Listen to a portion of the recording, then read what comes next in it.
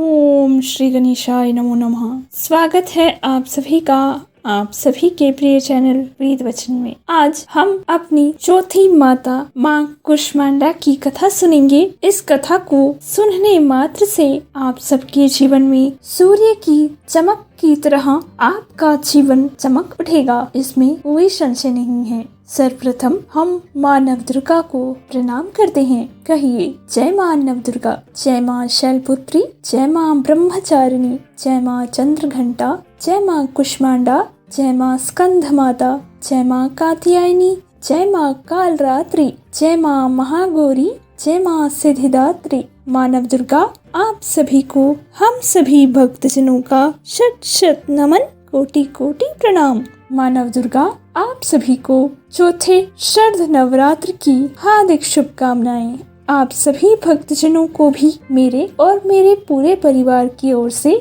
चौथे नवरात्र की हार्दिक शुभकामनाएं। माँ कुष्मांडा आप सभी के सभी मनोरथ पूर्ण करे। कहिए जय माँ कुष्मांडा। आइए जानते हैं कि आप सर्वप्रथम माँ कुष्मांडा का पूजन किस तरह करेंगे, फिर माँ कुष्मांडा की कथा सुनेंगे। चौथे नवरात्र के दिन आप सभी सूर्योदय से पूर्व उठ जाएंगे। उसके बाद किसी नदी सरोवर में स्नान करेंगे। यदि यह सुविधा आपके पास नहीं है तो आप अपने नहाने के जल में पहले थोड़ा सा गंगा जल मिलाकर फिर उसमें साधारण जल मिलाकर उसमें स्नान करेंगे। यह भी आपका गंगा स्नान माना जाएगा। उसके पश्चात सुंदर आसन लेकर माता रानी के समक्ष बैठ जाइए। कलश को प्रणाम कीजिए जो आपने प्रथम नवरात्र पर स्थापित किया है। उसके बाद भगवान श्री गणेश, भगवान त्रिदेव और सभी देवी देवताओं को प्रणाम कर अपने घर आने का निमंत्रण दीजिए। कहिए भगवान आप सभी हमारे घर में विराजमान होइए और हमारा पूजन स्वीकार कीजिए। आइए अब आरंभ करते हैं माँ कुष्मांडा की कथा। नवरात्र के किसी भी दिन यदि आप कोई भी कथा सुन रहे हैं तो आपको उस कथा को बीच में कभी नहीं छोड़ना चाहिए। एक बार प्रारंभ करके आपको पूर्ण कथा अंत तक अवश्य सुननी चाहिए, तभी आपको उस कथा का पूर्ण फल प्राप्त होता है। कहिए जय माँ जगदम्बा। आइए प्रारंभ करते हैं। जब जगत में कुछ भी नहीं था, केवल अंधकार था, उस समय माँ कुष्मांडा प्रकट हुई और उन्होंने ही इस संसार की रचना की। इस संसार के अंधकार को प्रकाश में बदलकर सभी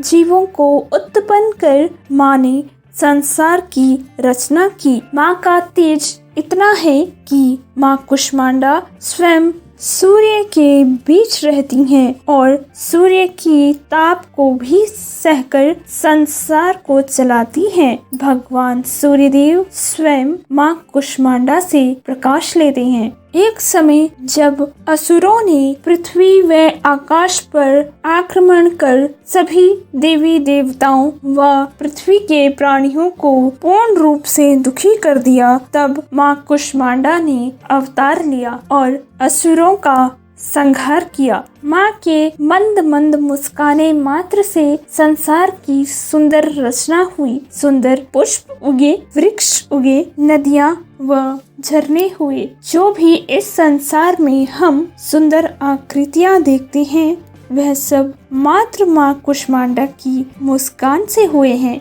तो कल्पना कीजिए कि जो भगवती माँ मात्र मुस्कुरा देने से इतनी सुंदर रचना कर देती हैं, वह उनकी भक्ति करने वाले मनुष्य पर कितनी अपार असीम कृपा बरसाती होंगी, इसका वर्णन मुख से करना संभव ही नहीं है। जो भक्तजन माँ कुष्मांडा का ध्यान कर उनका पूजन करते हैं, उन पर माँ कुष्मांडा अति प्रसन्न रहती हैं और उनके जीवन को सदैव प्रकाशमय करती हैं। संसार में चाहे कोई भी उनके भक्तजनों का अहित करने का प्रयास करे, पर वह उसमें कभी संभव नहीं हो पाता, क्योंकि माँ कुष्मांडा हर पल हर क्षण अपने भक्तजनों के परिवारजनों की और भक्त की सदैव रक्षा करती हैं, इसमें कोई संशय नहीं है। माँ कुष्मांडा को कुष्मांड फल यानी